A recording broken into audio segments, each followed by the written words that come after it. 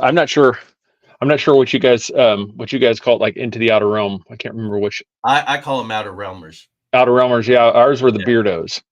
Nice. Right. Yeah, So and we so need, I said we got to come up with some sinister mysteries. So it's like, yeah. Sounds good. That's right. Okay. but So Massacre at the when we Ridge. create some swag, we'll send you some swag if we but yeah, what Lady Gaga calls them what? Little monsters or something Yeah, or Little Monsters. Yep, Realmies. yeah, That there we go. Realmies. Realmies. Yeah, for Tanya. Oh, yeah. Well, Realmies. but we have Into the Outer Realms covered. We need something for Yeah, we need some. Sinister Yeah, we need Beast. something for sinister. Yeah, so you throw out some ideas. Like I said, we'll come. Yeah. You know, you got to be careful. You don't want to. You don't want to combine the S&M type thing too much. You know, yes, that's a Yeah. whole nother Good. topic. Yeah. I know. I Oh, know. So this is gonna start to kick off a 4-part series here, folks. Possibly or a maybe more. 5-part. Possibly 5, maybe more. But this one's a big one. This is this one for me. This is when, for a lot of people, you know, Reagan's been in office, and this is when this starts coming up. People had already been kind of, you know, the hippie movement. People have already been kind of, you know, the anti-government protests. But when what we're talking about here, when this hits, this is about the time of Bill Clinton. Bill Clinton is elected. He's just coming into the end of his first term, you know, first term coming in through here. This kicks in. This stuff is no, this is the beginning of his first term. Sorry, this is the end of Bush's H.W. Bush's term. 92, 93 is when we're getting Yep. into this time. So this is Right. Bill Clinton's just coming into office. This is when people really start to see the mask pulled away, and they start to realize that, you know, a lot of the stuff that they've dismissed as you know, far leaning, you know, just ramblings, you know, there might actually be something to this, because now this is when the mainstream news is starting, you know, cable news is starting to, you know, these things are starting to come into the picture. And so now this national media, so your local media, and this is one of the major stories of that time that hit. This would have been my sophomore year, is the story that we're talking about, is when this occurred. And so, like I said, this is just coming into when that digital age is starting to really ramp up. And so, yeah, sit back and relax. I said, Joey, got anything for me? Since I seem to kind of just hijack the cold opening. That was awesome. I love that you did that. I'm gonna roll the show opening, and then we're gonna come back and we're gonna dive in. I just want to say that I love that you say Ruby Ridge, the Weaver story, because this is about a family that got decimated. Yeah, But yeah, they're yeah. really It's bad. shaky terms. Yeah. Yeah.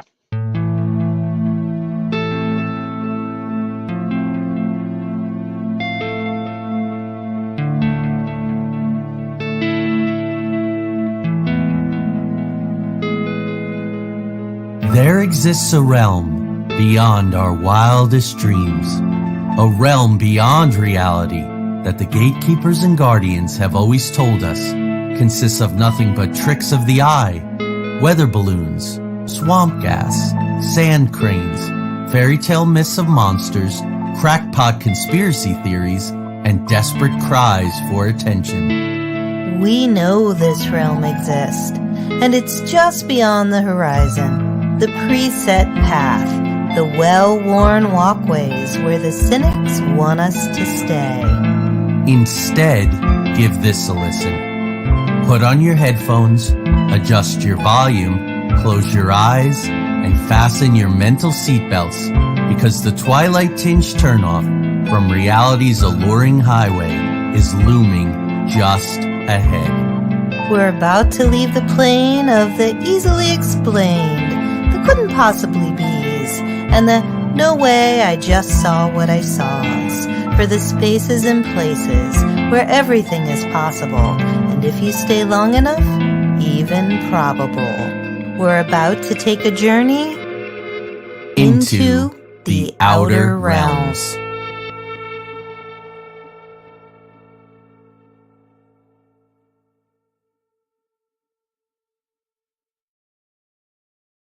All right. Yep. And then just So- like I said, some little hand. You got a nice T-shirt on from your adventure. Route Oh yeah, 66. also Oklahoma, which towards the end of this, one of the last things we talk about becomes Oklahoma City, which is tied with all of this. As you were saying, this was really the start of something this in 1992. So you want to start with the complicated man that was Randy Weaver? And we'll You just like a little bridge off what you just said. This is when Timothy McVeigh. Yeah. This is some of the product of what, like tonight, what we're going to be talking about. These kind of guys are the ones, and that was one of the ones where, and we can get. You've got, I think my research. I mainly focus from the beginning of the events when the family moves. If you want, do you want to do like the handle, like who the man was himself before we get to the 1983 move from Iowa to Idaho? Happy to do it. Yeah. So he was born in 1948. When he was 20 years old, he dropped out of college and he enlisted in the U.S. Army. That was during the time of the Vietnam War. He was at Fort Bragg in North Carolina for his military career. I was telling Craig, you look at Wikipedia. I even looked at a law brief on one of the university law websites, and they say that he was not a Green Beret, that he simply was trained in demolitions and in combat engineering. But the New York Times, for Randy Weaver's obituary, says that he was a Green Beret. So, Craig, when I played Che Guevara, the big thing is if you want to destroy someone's power in death, you change the story, you obscure it. Oh, he wasn't a Green Beret. He was a liar. He was a wannabe. He never even went to Vietnam, which I don't think you have to see combat in a foreign country in order to be a Green Beret. So that to me was very compelling. There are people that are trying to distort his story and make him less than.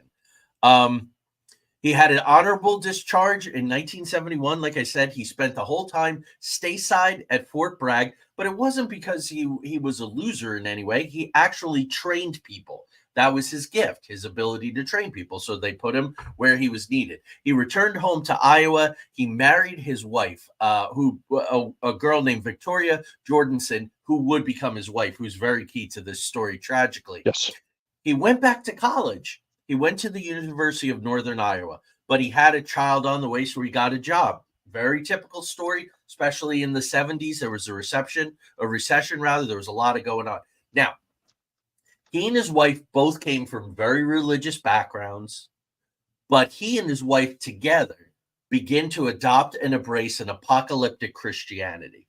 They believe deeply that the apocalypse is coming, that society is corrupt. Who the hell could argue with them? If you look at what was going on in the world in the late 1970s and early 1980s. So, Craig, they decide to relocate, to get off the grid, as we say nowadays, and I'll pass it over to you. Yeah, so the 1983, the Weavers, they purchased a 20-acre property in northern Idaho on what's called Ruby Ridge. And this is, they pack up from Iowa with their 3 children, Sarah, Samuel, and Rachel. They get in and they move over here, and this takes place in August of 1983. So they settle in. They at right about the same time. There's another kid that comes into the picture, Kevin Harris. Mm-hmm. He's a troubled teenager, and he's taken in by the Weavers. They have a soft spot for him, and so they bring him in. And so basically, their story really isn't. There's not really a whole lot a really of newsworthy thing here. It's just he's like his normal thing. It's Randy's not anti-government. He's not a fan, he's not a lover of government, and it's just the way it's run. And so he wants to be left alone. He wants to be by himself. He's a fairly charismatic kind of guy, which a lot of these people, like 2 weeks from now, when we talk about Dave Koresh, it's the same way. They have this ability to connect with people. So he gets with this group. A lot of people want to paint him as a neo-Nazi, Aryan Nation type guy. He wasn't that way. He never had these leans. He was never a racist. He wasn't joining these things. It's just everybody. He was just one of those things. Everybody kind of was attracted to him. It was just like a gravitational pull. It's kind of pulled anything because he had it was one of those, he had similar likes, like living off the grid, living on the stuff, which a lot of these groups have in common. They want to be left alone. They don't want to be touched. So this is about the time the flavor du jour for the feds was politicians, were being pushed to tackle this right-wing extremist fringe groups that were going to overthrow the government. We must do something about this. So in comes the FBI and ATF now into the picture. So they do an infiltration. And one of the things, while we're listening to this, everybody keep this thought in your mind. And as we go through these stories, I want you to think about this. What is the definition of too far for police work? Yeah. When is the line? When has a police, somebody in law enforcement crossed the line to where they're just as bad as a criminal enterprise that they're trying to break up? Where's that line?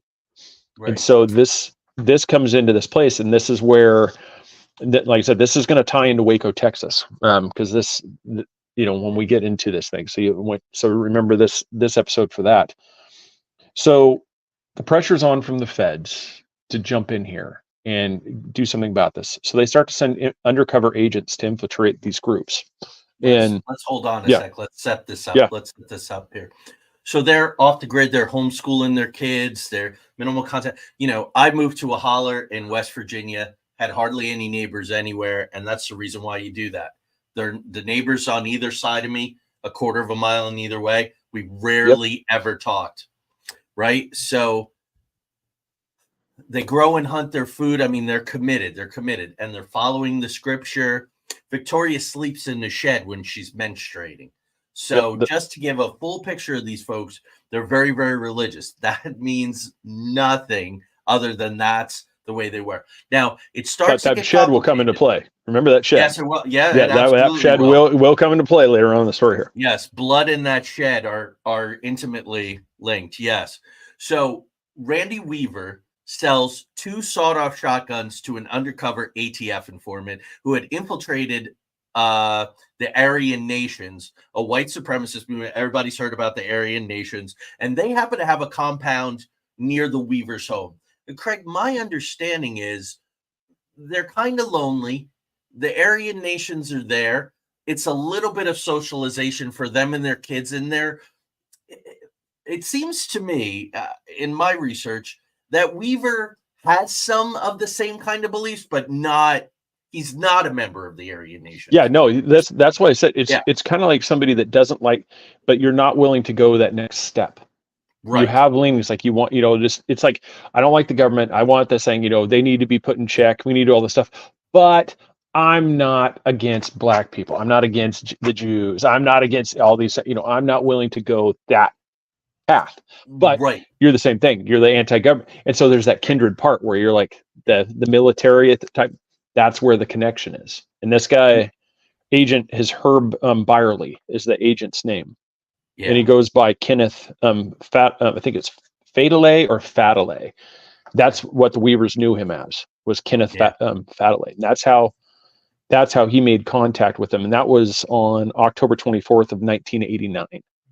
Right. Is now, when by that started. This time, there is a narrative out there, and I just want us to be really careful so that people can't come to us and go, "You're blind and you're deifying this guy." He was a white separatist. Mm-hmm. He's different than a white supremacist. 2 very different things. That the races should not commingle. So that's where he was on the spectrum. Also, in 1985, I did read a law brief that said that the Secret Service was interested in Weaver because he had made threats against President Reagan and the governor of Iowa. Craig, I did not find that anyplace else. So again, there's things that are being inserted at the law enforcement level. Yeah, to paint this guy's a bad guy. Yeah, that's the thing. It's just this, because the way they did it is like you tied in that with the shotguns. Kenneth, basically started to earn his trust because Randy wasn't a trusting guy. It's like he would be, he would thing, but he's not going to bring you into the circle. Like I said, like you said, 20 acres, isolationist. I don't want anything to do with you. Keep to yourself. We keep to ourselves. So Kenneth slowly gets his trust. So he's like a friend And then from the research I've got, some people might hear I don't know, sure if you found another one. Basically, he played off that he was hard up for money, and he needed a couple of shotguns from Randy, and they needed to be, cut down, not like your typical like sawed off, where it's like shortened up, but they needed to be cut down. But any modification to a barrel is illegal. Right. And so Randy had told him this, I can't do this, that's illegal. And, nothing came, but over time, Kenneth slowly wore him down. It's like, I'm desperate. We're hard up for money. We need the funds. Can you please do this for me so I can sell these things to make some money? And finally, Randy gives in. He does this, gives these to Kenneth, and he's promptly, I believe it was within, I can't remember. He was, I think 6 months later, an arrest warrant is issued for Randy, and he's picked up while he's in town. And so this is kind of that question. So, like for police and law enforcement, at what point was the agent Herb Byerly just as culpable for this crime? He commissioned the altering of these shotguns. So he if anything, he's at best, he's guilty of a criminal conspiracy. Entrapment. Yeah, and that's what I said. And so that's what I said. So this starts the thing where people are like, how can you hold somebody else accountable for a crime? You're the law enforcement. You committed the crime to get this guy to commit a crime. So that's where people are just the justice system. Right. People start getting on track with other people that have been saying the justice system is corrupt, and finally people are starting like, ding, light bulb, I see it. Yeah. And knowing what we know, that there's a government that exists beyond and above the two-party system. We're seeing it in action tonight, playing chess at 9 p.m. tonight with two doddering old fools that are, just mentally incompetent to do the job. And before how he was arrested, as I said when he was into town, the federal agents posed as a distressed vehicle, that they were a stranded motorist. Mm. And so as Randy and Vicky were headed into town, Randy stops to help, because that's when you're in the western states and stuff, that's what you do. You help out. You don't leave somebody stranded on the side of the road. So they pull over to help, and he's promptly arrested. Yeah. Because of the federal agents. That's right. And that was in late 1990. Yep. That was right about that same time, like just 6 months later after that 80, I think. Yeah, so it was right there in that 1990 thing. And so he was arrested, he brought before magistrate, and released on his own recognizance. And before the release, the magistrate informs Randy Weaver that if he is convicted, he will be forced to surrender his home, property, and truck to pay for the trial. This was false, and the magistrate later admitted this. But this was something that, when you look at the story, this is something that is definitely going to factor into Randy's mental state, because remember, he's isolationist, he's stuff, and now you've threatened the family home. Yeah. You're going to take away the home, the property, you're going to take all this stuff. And so this trial was set for February 19th, 1991. And through some, and we're going to use air quotes here for anybody listening, miscommunication with Weaver's parole supervisor, which they are it was done intentionally. They told him that it was March 20th instead of February 19th. So 18 months goes by. Now, no action has been taken by the feds, but during this time now, they've started to set up surveillance. They've put listening devices. And this isn't just like somebody's. We're talking full camo gear. We're full listening stations. This will come into play as we break out the story. They've got a full aerial surveillance. They've got a full surveillance system set up watching these guys. Remember, he cut the barrel of a shotgun, and they're doing all this for that. And was baited to do it. And yes, so just keep in mind, this is the crime that this man committed, was he cut the barrel off of a shotgun, and now the feds are spending how much money and manpower, and they've got this entire. So I think Joey's got right here. So go for there, and we can keep taking this off. But yeah, think of the infrastructure that's now set up for watching this family. Right. And the neighbors who, maybe they didn't like them or for whatever reason, but the neighbors, the FBI is interviewing their neighbors, also rather odd. And the neighbors are saying, no, the guy's got like 12 weapons. He's heavily armed. He's dangerous. We're worried. We're fearful. Yeah, that takes us to what? August 21st, 1992, right? Yeah. And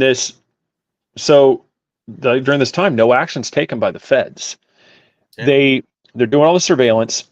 And during this time, they're coming up with their plans, like what we're going to do. Some of the plans that I found one was they were going to cut the water supply to the cabin, forcing them they had to leave, because they need water. One was to capture the daughter, Sarah, while she was in the birthing shed. That's what they called that. It was a birthing shed during her cycle. And that was, you already talked about it. The religious beliefs are that any woman during the menstrual cycle was viewed as unclean and had to be separated from the family, which, that's a topic for a whole other time. We're not even going to. So, you know what though? Indigenous and Native American tribes, a woman on her moon can't participate in rituals and ceremonies. So yeah, so they've got her off. Not that odd. Yeah, and another plan was to capture the children as they brought food to Sarah, and therefore forcing Randy to surrender. So one of their plans was the kidnapping of children. Yeah. Was one of their plans. Once again, sawed-off shotgun. And these plans were abandoned because they were more illegal than what he was being charged with, which is the thing. So they settle on the reconnaissance mission. And so this breaks in, like in my notes, and I wrote it this way: August 21st, 1992, all hell breaks loose. Absolutely, it does. And so you want to start us off on the hell that ensues? I do. So these guys are in ghillie suits, like you said, full on ammo. They want to check these motion activated cameras and see what they've got on them. And the family dog named Stryker, he finds them. The dog is doing his job. He's protecting the property line. He starts barking. And of course it gets, he said, she said, it gets kind of crazy. But the dog starts barking. That is the alarm system, the nature's own alarm system. So Weaver takes his 14-year-old son, Samuel. He takes Kevin Harris, who you already talked about, and he goes to investigate. He goes to investigate who is on his property that's setting off his dog. A firefight ensues. The dog is killed. Got to want to shut the dog up. So they probably put a bullet in the dog's head straight away. And in the firefight, the first round of this sort of multi-chapter firefight, before I pass it to you, Craig. Yeah, because I've got the names of everybody too. Yeah, Deputy U.S. Marshal William Deegan is killed, and the 14-year-old boy Samuel is killed. So immediately, within minutes, we have 2 human and 1 canine casualty. Yeah, this is U.S. Marshals Art Roderick, Larry Cooper, and William F. Bill Deegan. They form the reconnaissance team. Yep. David Hunt, Joseph Thomas, and Frank Norris are the observation team, and they're on the ridge north of the cabin. They're the observation team. And so during this time, Marshal Roderick throws rocks at the cabin to test the dog's reaction. So you remember, you're already thinking, you're hearing, so the dog's freaking out. This provokes the trio, Kevin Harris, Sammy Weaver, and Stryker, to leave the cabin, figure out what's going on. And that recon team retreats back to what's labeled as the Y Junction, which is a trail about 500 yards from this cabin. And so now this recon team is wearing, like I said, full camo, night vision. They've got M16s. They got no visible markings. So that it doesn't say U.S. Marshal, doesn't say FBI, doesn't say. They are a tactical, like a special forces team. And the trio, they walk up the path, and that's where he said, Stryker does what dogs are supposed to do, alert. And at this point, the agent, one of the agents in there, kills the dog. Sammy shouts out, "You just shot my dog," and apologize for the language, people, "you son of a bitch," and shoots at the bushes. So forensics show that the lab was shot in the rear, and the bullet exits the chest. So the dog wasn't charging at him. The dog was was going away. So they assassinate the dog. Sammy is then shot in the arm as he tries to flee back to the house, and he's shot a second time in the back, which kills him. So once again, retreating, assassinated. Kevin Harris returns fire to the attackers where he hits Marshall in the chest, killing him. So Kevin Harris is killed. Now Harris returns back home, and the cries from, and then at this point, the wailing of parents and stuff from the loss of their son can be heard. And so this basically, I mean, scene fade to black. This is, already a horrible. The feds claim that they did not know that Sammy Weaver was killed. They have surveillance. They have an observation team. They have all this stuff. They're watching these things. They know this. So Randy, Sarah, and Kevin, they put Sammy in the birthing shed. Yep. To keep him, basically preparing him for burial.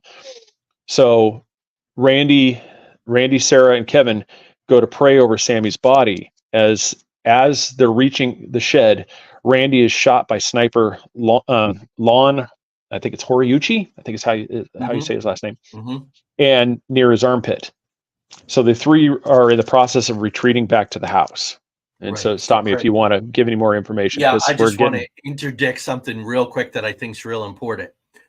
By August 22nd of 1992, there are dozens of FBI on scene, including a hostage rescue team. Mm-hmm. There are no effing hostages. There are no hostages. It's not a sawed-off shotgun. This is over a sawed-off shotgun. Yeah. So we already have 2 dead people, but there's no freaking hostages. And according to the rules of engagement, shoot armed males. You have permission. If you see an armed male, shoot him. Because that's a big part of the aftermath. Is that these agents were given under the ROA, shoot anybody you see that's got a weapon. No questions asked. Which kind of exonerates them on paper for Samuel, which is absurd. So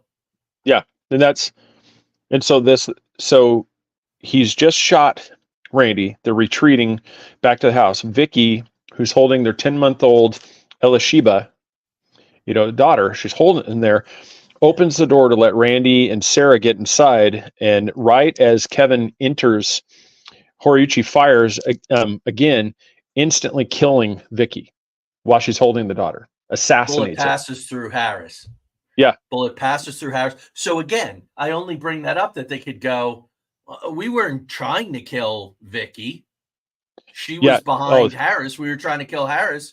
And they don't know the power of their ammunition, right? Oh, and it was actually the other way around. I just looked at the notes that struck Vicky. He claims he was aiming at Kevin, except the bullet struck Vicky in the face, which then exited out, and that's what struck Kevin in the chest. Oh, all of the research I read was opposite. Yeah. So there you go. There's obscure. Yeah. So Vicky was in that. It hit him. They dragged Vicky into the house. Remember, she's holding their 10-month-old daughter. Yeah. She falls. They drag her into the house. she's still clutching the wailing infant as she's dead. Right. And so now he's lost his son, lost his wife. Yep. Kevin's hurt. Yep. I said, so now you have, and then this is one of the things that was really, really disturbing. Okay. Remember, they have listening device. They have all this stuff. They know what's going on.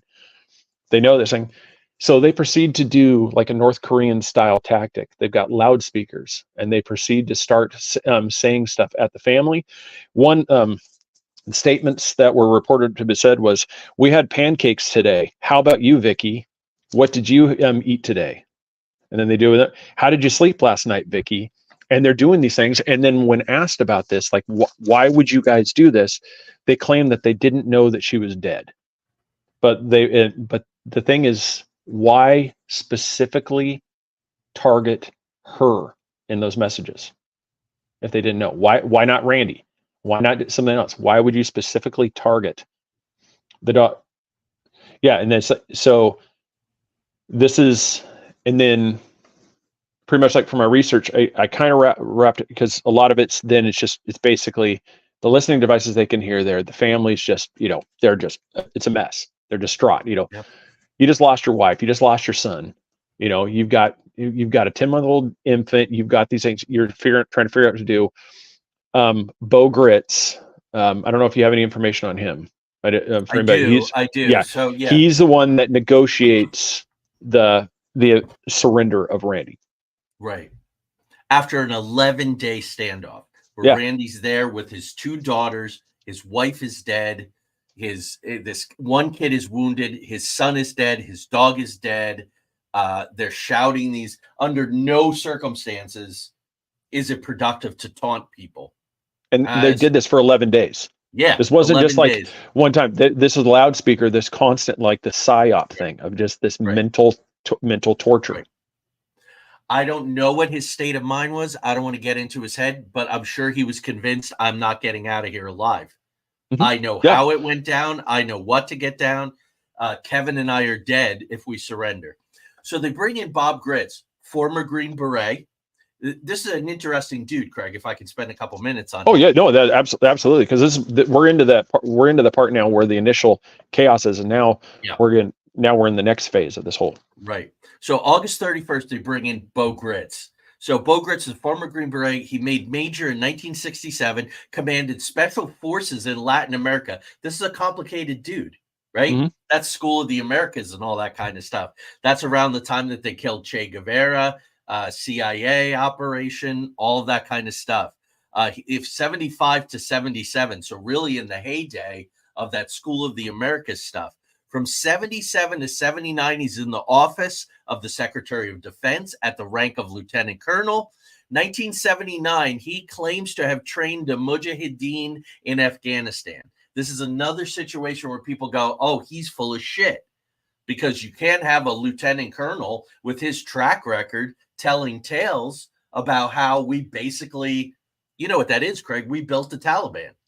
That's what We it is. built Osama bin Laden. Yeah, and we've talked about that in the show. It's like I said, and that's the thing. It's like we trained the very one that turns on us. Yeah. American foreign policy is very simple. The enemy of my enemy is my friend. And because the United States has played that defense contractor game of my enemy is a friend, and geopolitics changed so much, we arm people who 5 years later we're fighting. You know, our soldiers are killed. You know, you have a 17-year-old son, right? 16. Yeah. And they're talking about draft and all this crazy crap to keep the guns flowing. That's what this is about. So anyway, so Gritz attempts to rescue POWs in Vietnam. Now Gritz gets into a little trouble in 1988. He's a member of the Populist Party. We need more of these independent parties in this country. What he doesn't know is the presumptive candidate is going to be replaced last minute with David Duke. We all know KKK, David Duke. That was a big dust up. It hurt Gritz's, and he drops out of the race.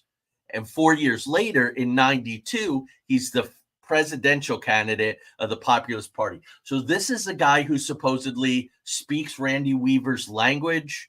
And he does. He convinces him to surrender, ending the standoff. Now, Gritz is interesting. Anybody who's into the old A-Team, that old TV show, George Papard's character, John Hannibal Smith, is loosely based on him. Many of Chuck Norris's film characters are based on him. He inspired Colonel Kurtz in part in Apocalypse Now and also John Rambo. So Bo Gritz is one of these like consummate Americans. And Craig, as we go through this journey leading up now, a lot of these guys see things in the military that changes their mind about this country. Mm-hmm. The Timothy McVeighs and so on and so forth. I find that very interesting. They come back from combat, from Vietnam, from these other money wars, this bullshit of the Cold War, which continues to be about defense contractor money, right? Yeah, that's exactly it. Yeah. Do you know that they're about to, the Biden administration just greenlight defense contractors in Ukraine? Mm-hmm. That's a new development. So well, that's it's something that we all knew that was going to be coming. It's like we're basically, for anybody that doesn't know what a defense contractor is, that's a mercenary. Yeah. That's It's a exactly right. it's a non-branched military personnel that either is not assigned to a unit or something like that. That's given the green light. Nice. So yeah, so we're Yeah. basically it's in all sense the green light's been given for U.S. military personnel to go on Yeah. ground. So that's the Blackwaters and all Hmm. those, who was Dick Cheney. Yeah, Halliburton's. Yeah. Yeah, the Halliburtons and the Blackwaters and all that. Yeah, I always get those two mixed up. Sorry about that. Sorry about that. So do you want to now go into the aftermath? Um, we can't because now the trials start Exactly. coming, and this is the ones where I think one of the biggest problems that they for me, and I'll get your opinion on this. I think the federal government really messed up when they continued with the trials, because had this been nowadays, this would have there would have been people losing positions. There would have been a lot of resignations over this Yeah. stuff. At this time, you basically had CNN was just coming into the picture. You just had these agencies that they're in their infancy. They're not fully up and running. Larry King, he's one of the big names. So you have some of this information. So I think what this trial did is it didn't help their cases at all, because people started to see the fact, like I've said already several times in this episode, it's a sawed-off shotgun. And people start going in their heads, they're like, wait a minute. If I don't know if I could bring, if anybody search, you guys, you could search up a picture, just look it up real quick, just do the federal response to a thing and look at the encampment that they have outside the Weaver property. And we're talking, there had to be at least hundreds of personnel stationed up here. And so you start to see the over response, and this will tie in 2 weeks, because it's going to get worse. And you realize that they didn't learn anything. And it was basically, and this is where I want to get your opinion. It almost feels like somebody, it was like you got caught with your hand in the cookie jar and they want to make an example of somebody else. And it was one of those that the Branch Davidians just, they basically, the squeaky wheel gets the grease type thing. They made too much noise at the wrong time. Yeah. And that's So why, as if to say, look what happens if we hadn't taken care of the situation the way we Yeah. did. Then we have Yeah. a Waco on our hand. now we have a Waco hand. So see, we have to do it again. And so, because you see these trials, and they were considering even charging the daughters. That's what I said. They were, and this is the thing. Once again, this is a family that's by themselves in the woods. Okay, great. He has leanings to where he's been to meetings with, an Aryan Nation group. He's been to these meetings right here. He's hung out with them. Yeah, and that's what I said. Maybe Okay, so not he's even been gone to meetings. Yeah. Yeah, and so so that we could say that's at worst the closest thing to these FARC groups. This family was basically what a lot of people. There's some people even watching the show right now have that belief. I want to be on property, on acres. I don't want to be next to people. I want to be able to grow my garden. I want to have my own thing. I want to be self-sufficient. This shows you in the 90s, the government already views that as a severe threat to society. So imagine what it is nowadays, even more for somebody that wants to go off grid. And and this is the thing. I mean, they as these people are surrendering, like I said, there's still that everything is, they were attacking this entire family like they were hardened criminals. Like these people needed to be thrown in prison. And once again, sawed-off shotgun. I mean, that's the crime. That was a crime that was committed. And the only one, because even like down here in Florida, we have the stand your ground law. Down here, this case would have been dismissed already. It's because you were shot at. Right. So you returned fire. So that case would have already been thrown out. That wouldn't have gone anywhere. Right. But up here, like I said in Idaho, you could just see it was a complete setup. Everything from giving him the wrong court dates to just they wanted to deny bail. They wanted to do, they say they want, and it's it's hard to put into words. I mean, it's a travesty of, you know, the whole justice system all in one. I mean, it's just the justice system set up a citizen, proceeded to administer, you know, judgment upon that citizen, and then they were already trying to predetermine the outcome. Yeah, but as been talked about in the, just to kind of summate what the conversation has been in the chat room all night, especially for those listening at 10 p.m. on a Wednesday night 3 weeks from now on ERT Radio, where you can't see the chat room, although you can go to the archive. But you're talking about a Reagan administration into a Bush administration.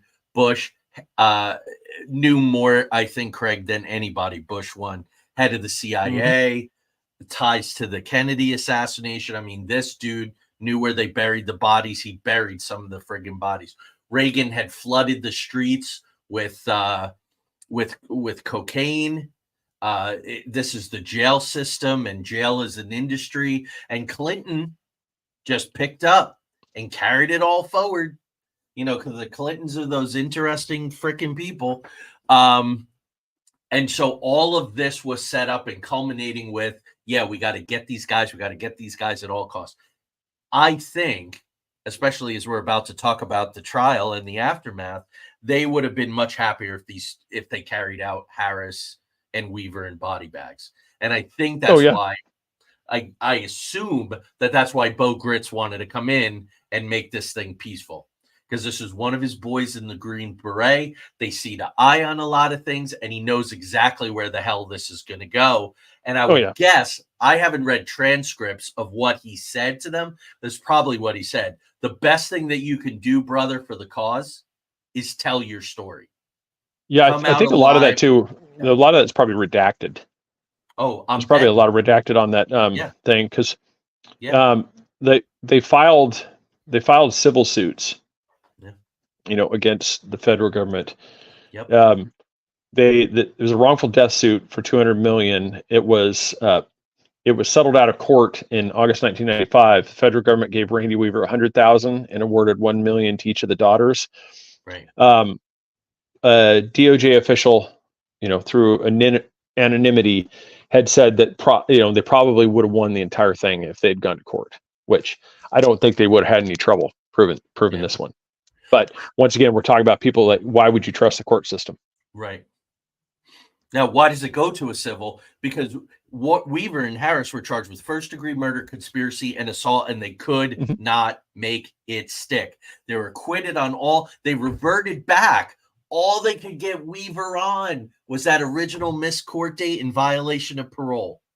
Yep. That's all that they could get him on. And so he spent 18 months in prison, $10,000 fine. And Craig, I am so grateful. It took a little digging. I'm so grateful that you broke down that money, because you go, what? They got 3.1 million? No, he got 100 million, which probably went to some court costs and to some medical costs, right? Because he was wounded, Randy, I think, at one point. Yep. Yeah. Yeah, because he was shot right here in the armpit, I think on this side. Yeah. The 3 million went to the daughters. Yep. You know, let's remember Elisheba was 10 months old, right? Yep. Died in like I said, mom died holding her. I mean, that's what you know, and that's the thing. It's like you got to figure. Yeah. He's a sniper. And so when anybody that's a sniper, you can miss the thing. You know what you're looking at. And so you know the fact that she was struck in the face, you know, the bullet passed through, hit Kevin. He knew what he was doing. He was looking for, as soon as that door opened, take out, and he took out whoever was there, and it happened to be Vicky. Yeah. And that was still Lonnie Horucci, right? Yeah. And that's in 1997, Boundary County prosecutor indicted him, for manslaughter on state charges just before the statute of limitations was set to expire. Mm-hmm. So she appointed a special prosecutor on the case.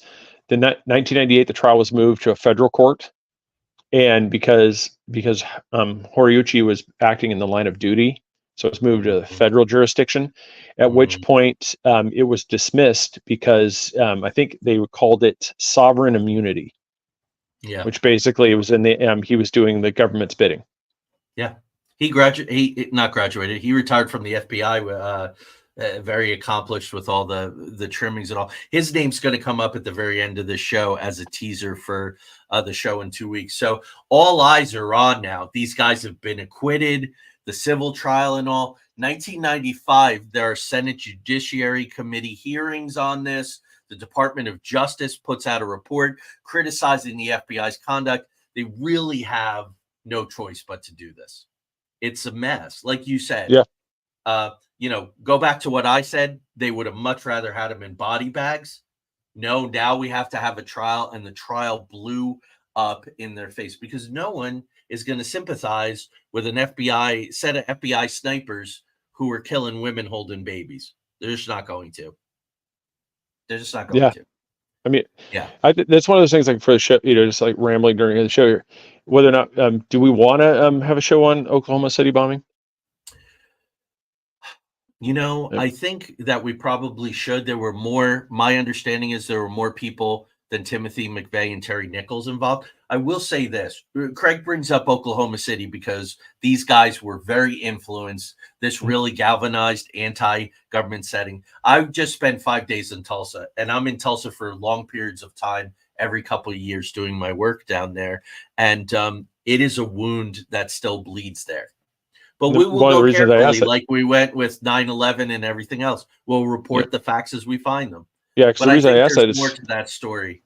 Yeah, the reason I brought that up just right now is because McVeigh, one of the things he originally was planning before the settling on the building there is he was actually wanting to target Horiuchi or a member of his family.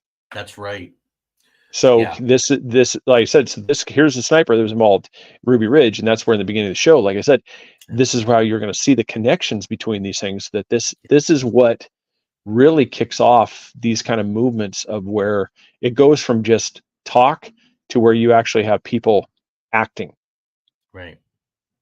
Yeah, I mean, because I know so many people in that area. We're always like we were with 9/11 because I knew people who lost people. We will do what we do. We will do a lot of research and we'll present the facts and see if we can paint some pictures. So yeah, I think doing the show, unpacking McVeigh and Nichols and maybe some of the other people that were involved in the motivations and the actions of the FBI prior. See, we're already up to a 5-part series. Here we go. Yeah, well, 6. Yeah, now that's true. Now 6. We're going to hold that little nugget for now, but I'm with you. There's something big we're discussing that, So, there were reforms, change in federal law enforcement procedures regarding rules of engagement, use of deadly force. But months later, Craig, that wasn't quite in place yet, or they ignored it because you have Waco. So I just wanted, go ahead. No, go ahead. Please. No, go ahead. No, I was just going to say, Randy Weaver wrote 2 books about the standoff at Ruby Ridge. If anybody wants to hear it in his words in detail, he would give speeches at gun shows. He would give speeches to anti-government activists. Again, I don't know. Craig, are we put a bullet in the chamber psychologically? Are we anti-government activists? I guess we could be labeled actually, that. Well, if you go based off of current definitions, yes. Yeah. That's my feeling. Which is really sad because it's one of those.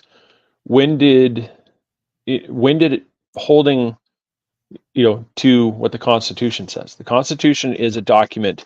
Barack Obama said it correctly. It's a document of negative liberties because it tells the government what it can't do. That's the whole point of it. It's not, the document isn't telling it, so this is what it must do for us. No, it's telling it what the government can't do.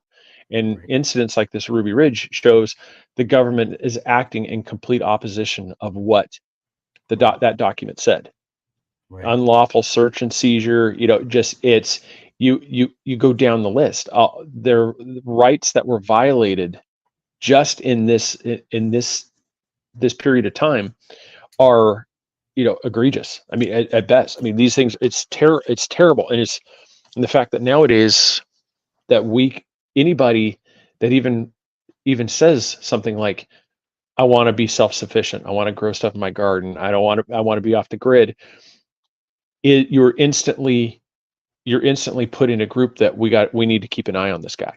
Yeah. Because he's he's going to be more apt to join these right-wing, groups that are in it, and it's further from the case. I mean, it should never be illegal to say you have the right to say, you have the right to speech. You have the right you have the right to life, liberty, and the pursuit of happiness. I mean, that's founding principle of the document. Yeah. And that's a criminal offense now. Yeah, which is spooky. Yeah, I would say that we're exercising our right in a democracy to speak our minds, and I think we do it in a responsible way. Yeah.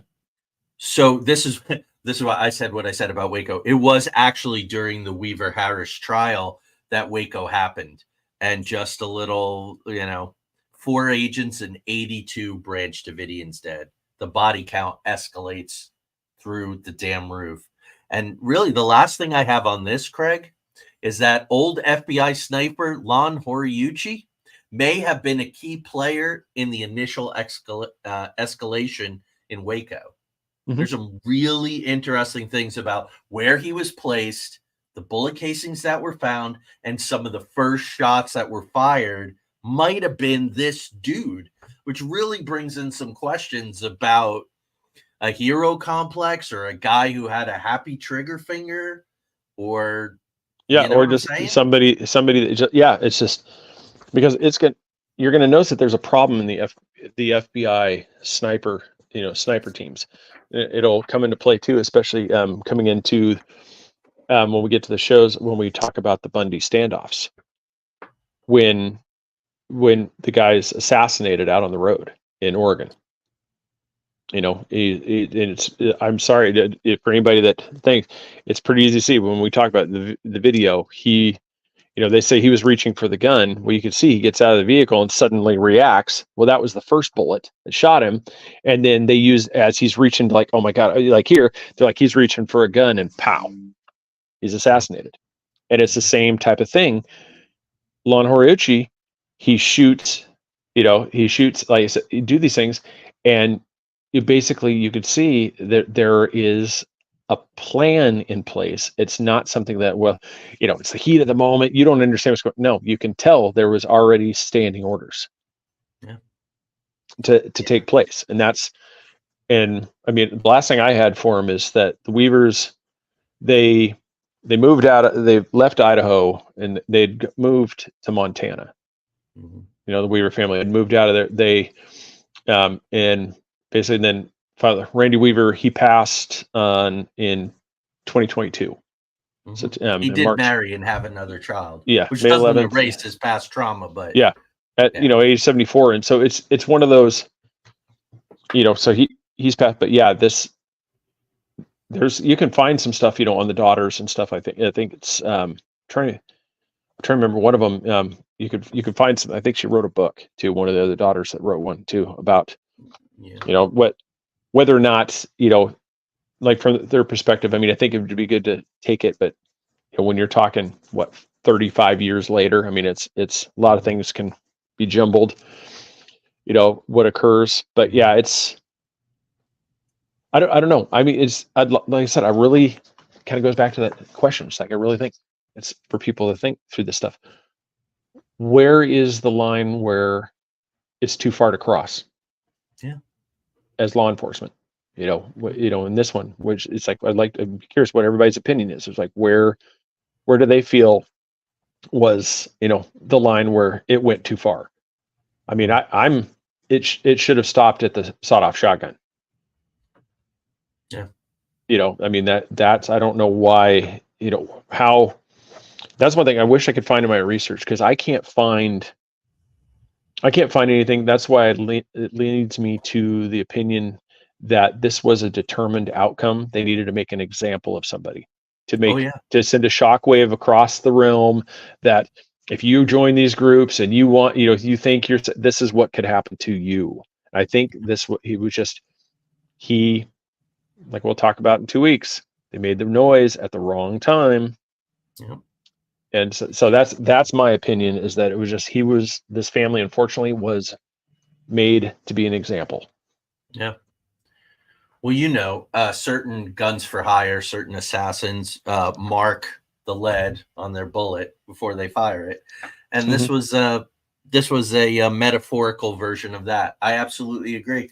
They want to make example of these people. Yeah, we see it all the time, and yeah, it seems like a hell of a big price to pay for. And then these little interdictions of, oh, well, he threatened the president. Oh, well, he threatened this guy. Oh, well, he wasn't even a Green Beret. So there's this subtle revisionism, this character assassination, right? They couldn't actually assassinate the guy. So you want to do everything you can. It's a big machine. It's a big, ugly machine. So, well, King, he brought up that thing. It's about this time, because you remember Hinckley, he tried to, tried to kill the president. I mean, this is there was a case, and that's where, like I said, I think you said it best. We don't want to paint him as he's a saint and that he was this, pure saintly guy that nothing ever. No, it's like he still made mistakes. He still did the thing. It just, but the problem that out of this whole thing is just, it went so far to the extreme. It's like, I get there was definitely threats out there, but one of those things is just, I don't know how. You mentioned Rambo. What if this is just one of those things where he literally was the John Rambo, and they had to make, it goes to, and it just ends up just spiraling out of control. And then to save face, they got to just keep seeing it through. Yeah. I think of government overreach, entrapment, excessive force, right? Yep. Right. That's really at the core of it. Also, the fact that it touched off a whole series of events, which, in 2 weeks, we're going to do Waco. That'll probably be a little longer show. We may go 90 minutes at night to really cover the complexities of it. Craig, before we release the audience and go off, and a few people mentioned it in the chat room, any thoughts on what's going to take place at 9 p.m. this evening?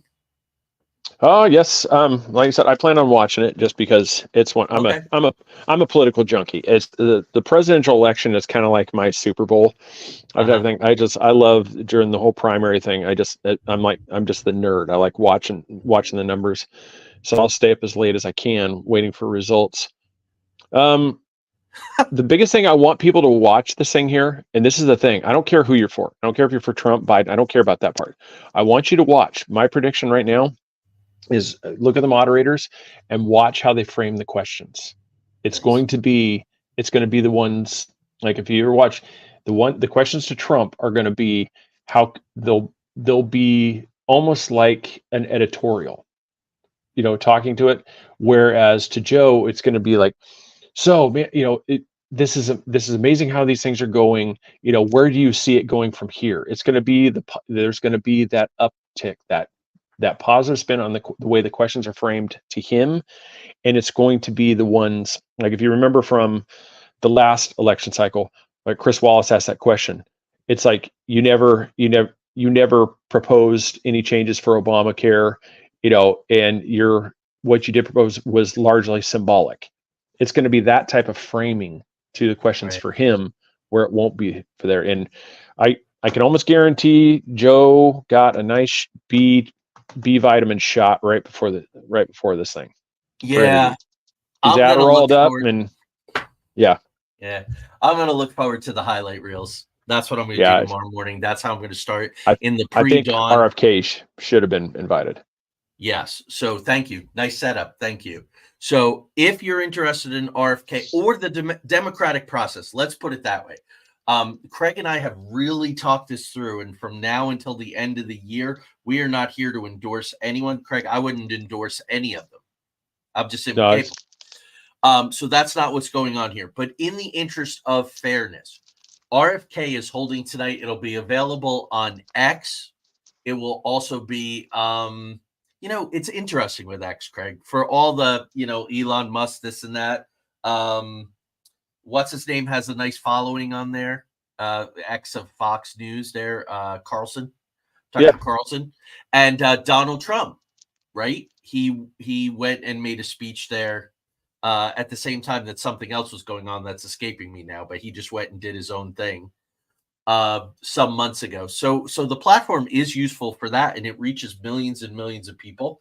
But you can go to therealdebate.com, and in real time, RFK Jr. is going to field the questions they're being asked, and he's going to comment on what they're saying. I think that's going to be really useful. That would be a good thing to superimpose, you know, like have two screens watching that, because that's one of the things too. It's like, you know, like you're talking about X. A lot of people, you know, you got the people that talk about like he's destroyed this platform.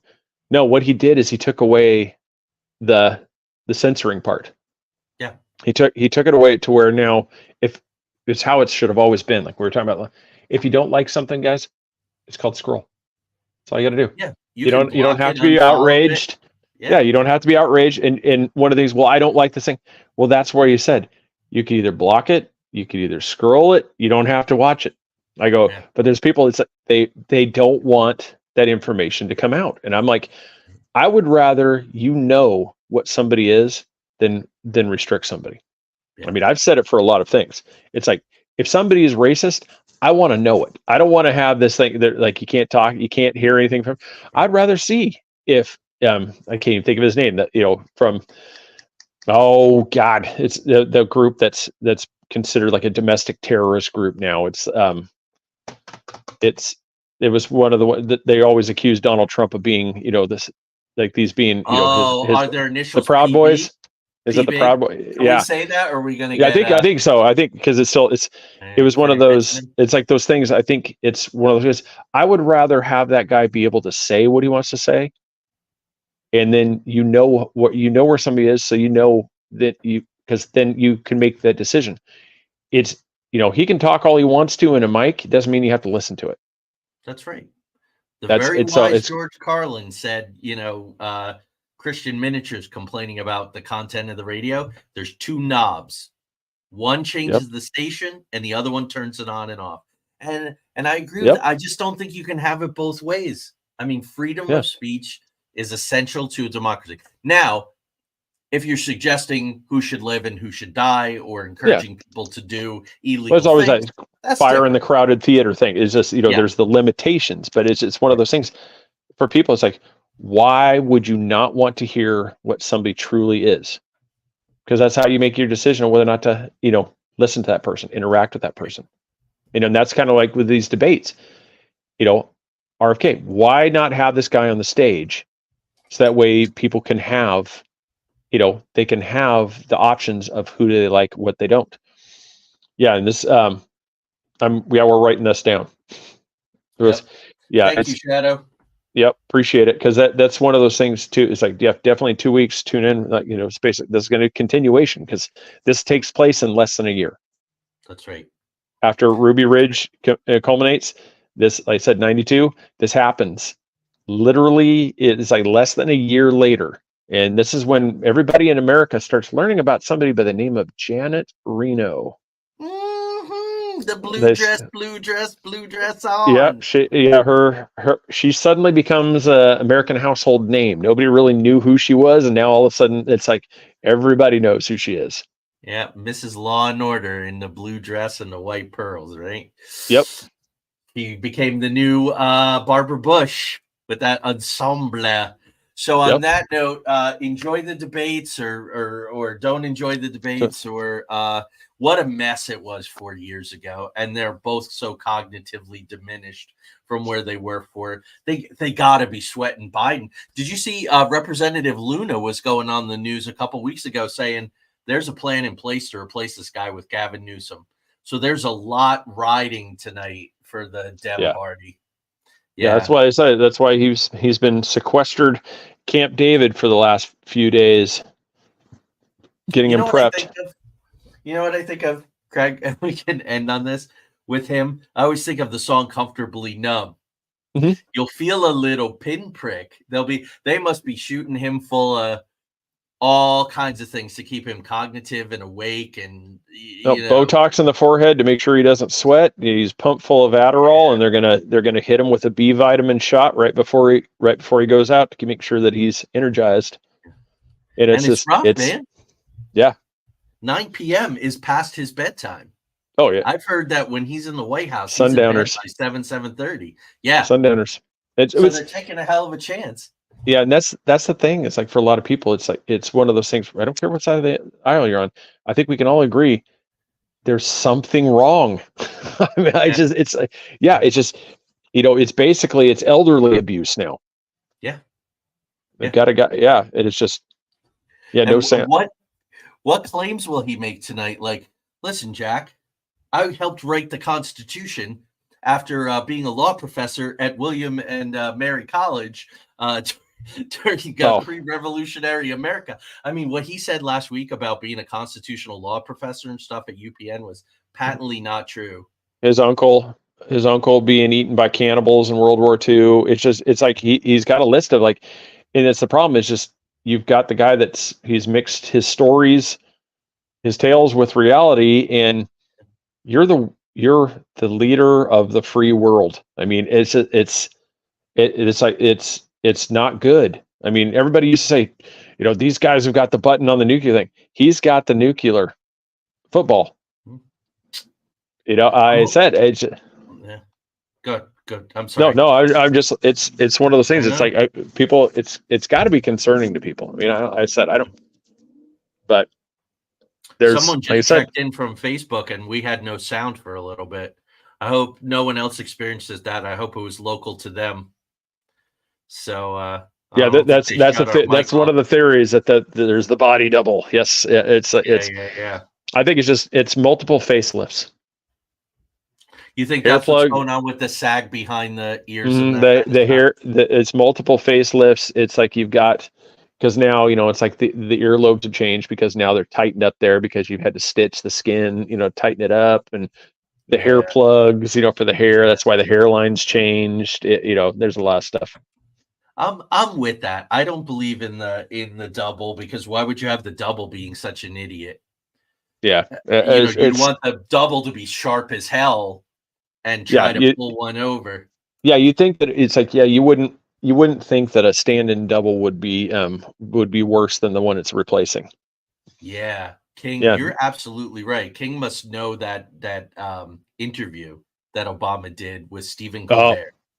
When he said, if it was legal, would you serve a third term? No, I'd rather be in the basement in my sweatpants, a voice in the guy's ear.